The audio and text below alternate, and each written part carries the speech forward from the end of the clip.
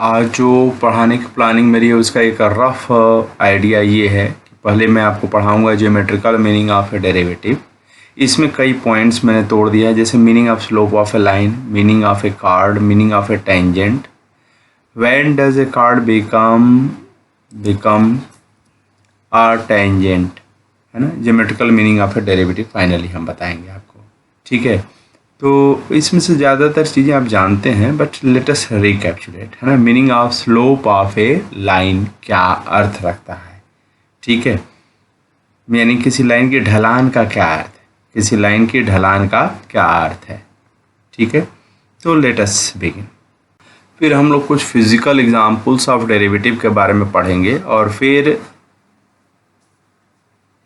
पढ़ेंगे different फार्मूलाई of differential calculus, ठीक है। तो ये हमारी प्लानिंग है आज की। यहाँ पर देख लीजिए कि एक लाइन है OAB, ठीक है। हमने जानबूझ करके एक्स एक्सिस पर समय लिया है और वाई एक्सिस पर हमने पोजीशन लिया है, यानी कोई वस्तु मूव कर रही है उसके लिए हमने समय और पोजीशन ग्राफ खींच दिया है, ठीक है। और एक स्ट्रेट लाइन आ रहा है, जैसा कि विगत में मैंने आपको बताया है कि अगर पोजीशन टाइम ग्राफ अगर एक स्ट्रेट लाइन आता है तो वह एक समान चाल को रिप्रेजेंट करता है, यूनिफॉर्म मोशन को रिप्रेजेंट करता है, ठीक है। तो हमने यहाँ पर जो है देखा कि ये स्ट्रेट लाइन आ रहा है, ये किसी भी दो चीज़ के बीच में ग्राफ है मान लीजिए, है ना। पोजीशन टाइम है, हो सकता है एक्स और वाई के बीच में हो, और ये स्ट्रेट लाइन आ रहा है। तो क्या यह पॉजिटिव एक्स एक्सिस, यह एक्सिस जो है वो क्या है, पॉजिटिव एक्स एक्सिस है। पॉजिटिव एक्स एक्सिस कुछ कोण बना रहा है क्या, यस, ये थीटा एंगल बना रहा है, ठीक है ना। तो ये जो थीटा एंगल बना रहा है उसी का अगर टेन थीटा, है ना, slope of A line OB line के स्लोप का क्या अर्थ है, tangent of the angle which the line OB makes with positive X axis, है ना। ये जो लाइन ये एक्स एक्सिस से बना रहा है, सॉरी, ये लाइन जो है एक्स एक्सिस से जितना एंगल बना रहा है उस एंगल का टेन थीटा निकाल लीजिए। उसी टेन थीटा से आपको क्या मिल जाएगा, इस लाइन का स्लोप मिल जाएगा, यानी ढलान मिल जाएगा। तो इसके लिए हमने इस पर दो पॉइंट सेलेक्ट किया और यहाँ से परपेंडिकुलर डाला एक्स एक्सिस पर, यहाँ से परपेंडिकुलर डाला एक्स एक्सिस पर, यहाँ से वाई एक्सिस पर और यहाँ से वाई एक्सिस पर, और इस ट्रायंगल का फॉर्मेशन किया। ये ट्रायंगल बना तो आप देखिए यह पैरेलल इसके है, तो ये अगर थीटा है तो करस्पॉन्डिंग एंगल थीटा ये हो जाएगा। तो टेन थीटा अगर इसका ले लिया जाए, टेन थीटा इज इक्वल क्या होगा, परपेंडिकुलर बाई बेस, तो BC डिवाइडेड बाई AC हो जाएगा। और BC कितने के बराबर है, यहाँ पर 20 है और ये 40 है, तो ये चेंज इन पोजीशन इस केस में है, delta x is equal 20 metre, और AC कितना है, delta t is equal 20 second है। तो इसका हमने टेन थीटा निकाला, यानी इस लाइन का स्लोप निकाल रहे हैं, तो tan theta is equal BC by AC है, and that is equal delta x by delta t is equal 20 metre by 20 second is equal 1 metre per second. हम लोग ये जानते हैं कि अगर पोजीशन टाइम ग्राफ का स्लोप अगर निकाल लिया जाए तो वह वेलोसिटी को रिप्रेजेंट करता है, वही चीज़ आ रही है। लेकिन हमारा यहाँ पर फोकस क्या है, हमारा ये फोकस है कि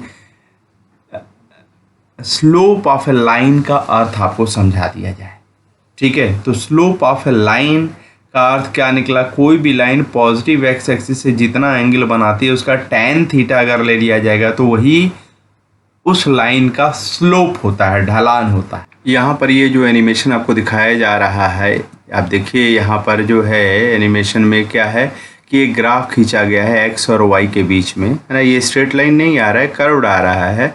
तो एक्स की वैल्यू कम, एक्स और वाई आपस में डिपेंडेंट है, एक्स की वैल्यू कम हो रही है तो वाई की वैल्यू भी कम हो रही है, ठीक है। ये रेड वाला जो पॉइंट है ये फिक्स्ड है, लेकिन ये दूसरा वाला पॉइंट की जो एक्स वाई वैल्यू है वो क्या हो रही है, घट रही है। एक्स की वैल्यू भी घट रही है और वाई की वैल्यू भी घट रही है, ठीक है। तो देखिए ये यहाँ पर कार्ड है, दो पॉइंट पर अगर कट कर रहा है, इस तरह से ये खींची गई लाइन दो पॉइंट पर अगर कट कर रही है तो ये कार्ड है। लेकिन जब यह पॉइंट, हरा वाला पॉइंट लाल वाले पॉइंट के करीब आने लगेगा तो ये झुकती चली जाएगी, और जब सचमुच यहाँ पर आकर के यहाँ पर गिर पड़ेगी तो ये क्या हो जाएगा, टेंजेंट हो जाएगा। तो आइए देखिए इस एनिमेशन को, ये देखिए यहाँ पर जो वैल्यू घटती चली जा रही है, एक्स की वैल्यू घटती चली जा रही है, वाई की वैल्यू भी घटती चली जा रही है। और यहाँ पर देखिए ये हो गया, ये पॉइंट जब इसके ऊपर आ जाएगा तो क्या हो जाएगा, ये देखिए ये टेंजेंट हो गया। क्या हो गया, टेंजेंट लाइन हो गया। Tangent line to the curve at this point, अगर इस पॉइंट का नाम अगर ए आप देते हैं तो ये टेंजेंट लाइन हो जाता है। ठीक है, ओके। तो meaning of the tangent and curve समझ गए?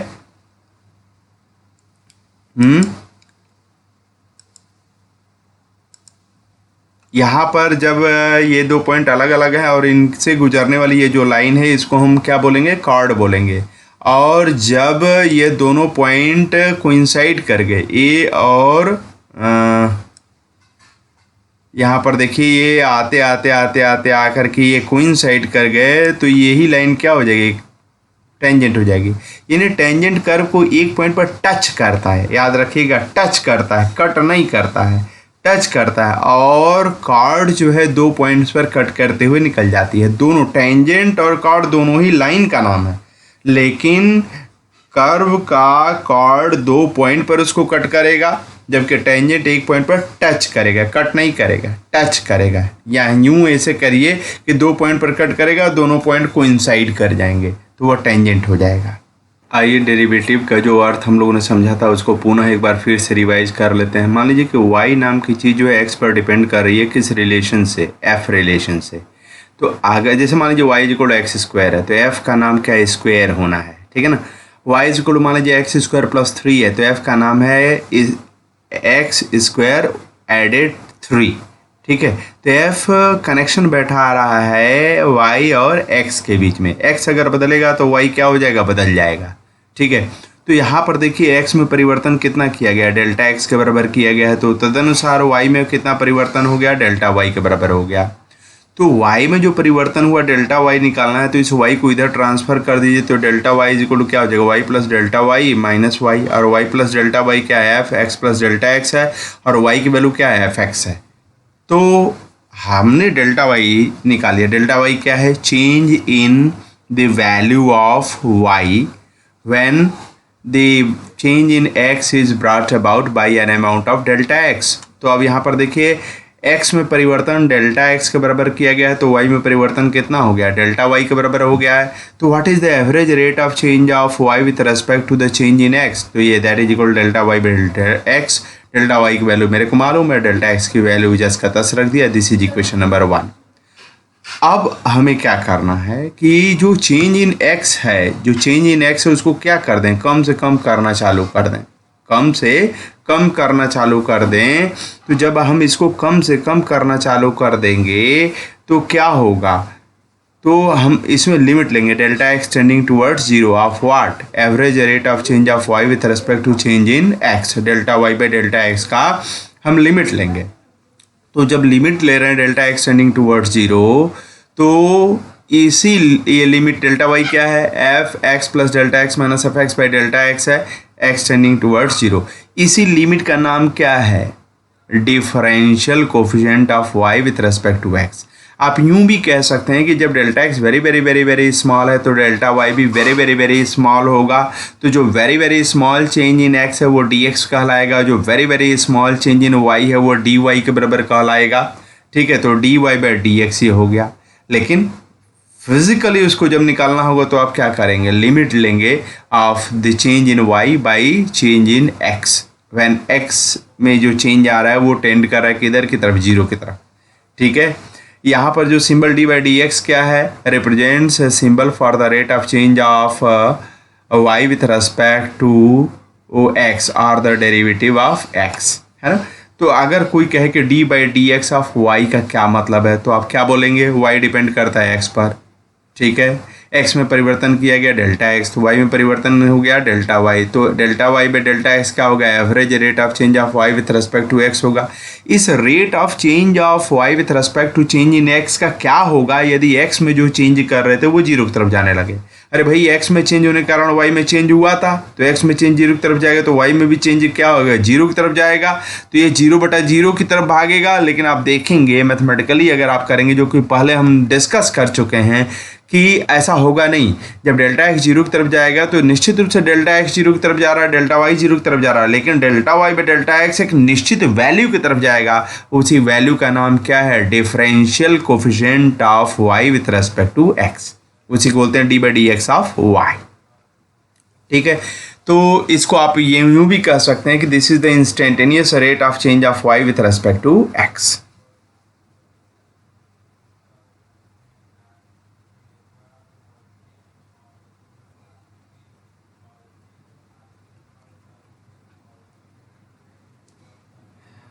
अब आइए geometrical interpretation of derivative of a function के बारे में बात किया जाए। मान लीजिए कि एक्स और वाई के बीच में एक ग्राफ खींचा गया और वह A P Q B graph बना। ठीक है, ए पॉइंट का कोऑर्डिनेट्स क्या है? पी एक्स वाई, और क्यू पॉइंट का कोऑर्डिनेट क्या है? एक्स प्लस डेल्टा एक्स और वाई प्लस डेल्टा वाई। तो यानी यहाँ से यहाँ तक एक्स प्लस डेल्टा एक्स है और यहाँ से यहाँ तक वाई प्लस डेल्टा वाई के बराबर है। ठीक है, और ये हिस्सा क्या वाई के बराबर है और ये हिस्सा वाई प्लस डेल्टा वाई के बराबर है। ठीक है, तो ए को क्यू से मिलाते हुए अगर ये लाइन खींचा गया तो ये क्या कहलाएगा? कार्ड कहलाएगा। ठीक है ना, और यह जो क्यू एस की जो लंबाई होगी वो कितनी होगी? डेल्टा वाई के बराबर होगा, और ये पी ए एस की लंबाई कितना होगा? डेल्टा एक्स के बराबर होगा। ठीक है, ये जो कॉर्ड है वो कितना एंगल बना रहा है? अल्फा एंगल बना रहा है पॉजिटिव एक्स एक्सिस से। तो इसका स्लोप निकाल लिया जाए। Slope of the chord P Q is equal what? tan alpha. tan alpha is equal Q S by A S हो जाएगा। ठीक है, Q S by A S हो जाएगा, परपेंडिकुलर बाई बेस। ओके, यहाँ पर जो है चेंज, यहाँ पर आप देखिए कि इस कार्ड ए क्यू का अगर स्लोप निकाल लिया जाए तो वो क्या होगा? tan alpha is equal Q by Q S by A S हो जाएगा, और क्यू एस क्या है? डेल्टा वाई के बराबर है, ए एस क्या है? डेल्टा एक्स के बराबर है। तो slope of the chord is equal to delta Y by delta x हो जाएगा। ठीक है, अब अगर डेल्टा एक्स एक्स में जो परिवर्तन है वो शून्य की तरफ जाने लगे, इसका मतलब यहाँ से यहाँ तक जो डिस्टेंस है वो डेल्टा एक्स के बराबर है, और यहाँ से यहाँ तक एक्स है, तो यहाँ से यहाँ तक डेल्टा एक्स होगा। तो अगर एक्स डेल्टा एक्स जो चेंज हो रहा है, एक्स में जो चेंज हो रहा है डेल्टा एक्स, वो अगर कम होने लगेगा तो ये गैप कम होने लगेगा, और एक्स में परिवर्तन के कारण ही वाई में परिवर्तन था, तो वाई में भी परिवर्तन क्या होने लगेगा? कम होने लगेगा। तो क्यू एस की वैल्यू भी क्या होने लगेगी? कम होने लगेगी। ठीक है, तो जब क्यू एस की वैल्यू कम होने लगेगी तो क्या होगा? क्यू पॉइंट किधर जाने लगेगा? ए पॉइंट की तरफ जाने लगेगा। ठीक है, और डेल्टा एक्स जब सचमुच आप जीरो ले लेंगे तो क्या हो जाएगा? यह पॉइंट क्यू किस पर चला जाएगा? पी वाले पॉइंट पर जा करके गिर पड़ेगा, और उस समय यह कार्ड ए क्यू क्या हो जाएगा? ए क्यू जो है वह यह टेंजेंट हो जाएगा, टी ए नाम का टेंजेंट हो जाएगा। तो टेन अल्फा की जगह क्या हो जाएगा? tan थीटा हो जाएगा। तो जब आप लिमिट ले लेंगे delta x tending toward zero, delta x zero कर ही देंगे, तो उस समय यह कार्ड बदल जाएगा क्या? टेंजेंट में। और उस समय क्या होगा? यहाँ पर देखिए, जब आप लिमिट ले रहे हो, आप लिमिट लेने लगोगे delta Y by delta x tending towards zero, तो delta Y by delta X का क्या होगा? वो tan थीटा हो जाएगा। What is theta? यहाँ थीटा क्या है? Theta is the angle made by the tangent at the point A with the positive X axis. यानी अगर आपने delta Y by delta X अगर लिया है तो वह tan अल्फा को रिप्रेजेंट करेगा, लेकिन delta Y by delta x को अगर delta x tending towards zero की तरफ लिया है तो वह tan थीटा को रिप्रेजेंट करेगा, यानी slope of the tangent at the concern point. ठीक है, तो ज्योमेट्रिकली क्या निकल कर के आया है? Geometrically the differential coefficient of y is equal to f x with respect to x at any point is equal to the slope of the tangent to the curve representing y is equal to f x at that point. ठीक है ना, किसी पॉइंट पर अगर आप d y by d x निकालना चाहते हैं ज्योमेट्रिकली, तो उस पॉइंट पर आप क्या कीजिए? टेंजेंट खींच दीजिए, और जो टेंजेंट आप खींच देंगे तो उसका स्लोप निकाल लीजिए, यानी वो पॉजिटिव एक्स एक्सिस से जितना एंगल बना रहा है उसका tan थीटा निकाल लीजिए। वही tan थीटा आपको क्या दे देगा?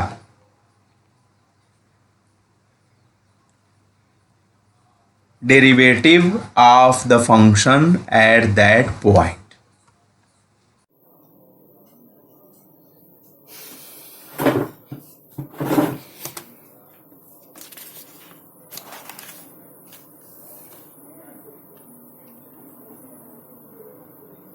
मान लीजिए कि ये वाराणसी शहर है और ये जो है शिमला शहर है, इनके बीच में डिस्टेंस काफ़ी ज़्यादा है। यहाँ पर टेम्परेचर 35 डिग्री सेल्सियस है, यहाँ पर टेम्परेचर कितना होगा सर 20 डिग्री सेल्सियस होगा, ठीक है। तो गैप ज़्यादा है तो अंतर दिखाई दे रहा है। लेकिन अगर हम वाराणसी ही के ही दो मोहल्लों की अगर टेम्परेचर बोलें, है ना, 1 नाम का मोहल्ला है, 2 नाम का मोहल्ला है, तो यहाँ का व्यक्ति करे 35 डिग्री सेल्सियस है तो इसका भी क्या बोलेगा 35 डिग्री सेल्सियस होगा। लेकिन दोनों के बीच में गैप है, लेकिन यह गैप उतना नहीं है जितना कि वाराणसी और शिमला के बीच में है। वाराणसी और शिमला के बीच में गैप बहुत ज़्यादा है तो टेम्परेचर में चेंज महसूस हो रहा है। लेकिन वाराणसी के ही दो मोहल्लों के बीच में अगर लिया जा रहा है तो टेम्परेचर का गैप नहीं महसूस हो रहा है, क्योंकि इनके बीच में गैप इस गैप की तुलना में बहुत कम है। तो उसी तरह से अगर मान लीजिए कि कोई वस्तु अगर गतिशील है तो वहाँ मान लीजिए कि एक्स पोजीशन पर है समय टी पर, और यहाँ समय टी प्लस डेल्टा टी क्या हो गया, डेल्टा टी जो है समय वो हो गया उस पर position x plus delta x हो गया, ठीक है। तो ए पॉइंट से बी पॉइंट तक जाने में पर्याप्त समय दिया गया और पर्याप्त पोजीशन में चेंज हुआ। तो पर्याप्त पोजीशन में अगर चेंज हुआ है तो डेल्टा एक्स पोजीशन में चेंज हुआ है और डेल्टा टी टाइम इंटरवल हुआ है, तो ये एवरेज वेलोसिटी आपको मिल जाएगा, ठीक है। और आप यहाँ से यहाँ जाएंगे तो वेलोसिटी आप देखिए नॉन यूनिफॉर्म मोशन अगर ये एग्जीक्यूट कर रहा है तो आपको वेलोसिटी में परिवर्तन महसूस होगा। लेकिन अगर टाइम इंटरवल जैसे मान लीजिए t is equal to 3 second है और t इज इक्वल टू मान लीजिए 20 सेकेंड है, तो पर्याप्त आपने अंतर दिया है तो आपको महसूस होगा कि यहाँ से यहाँ तक जाने में जो है वेलोसिटी में क्या परिवर्तन हुआ है।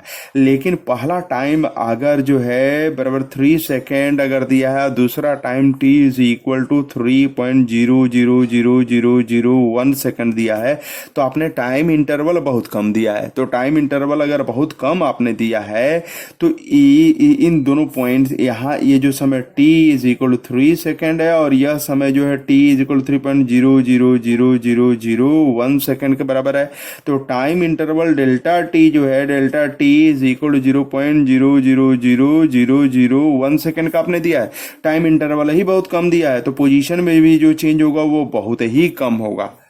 तो उस समय जो delta x by delta T निकालेंगे जब टाइम इंटरवल आपने बहुत कम लिया हुआ है तो वह उस क्षण की वेलोसिटी को बताएगा, क्योंकि velocity all of a sudden नहीं चेंज होगा, जैसे temperature all of a sudden नहीं चेंज हो रहा था।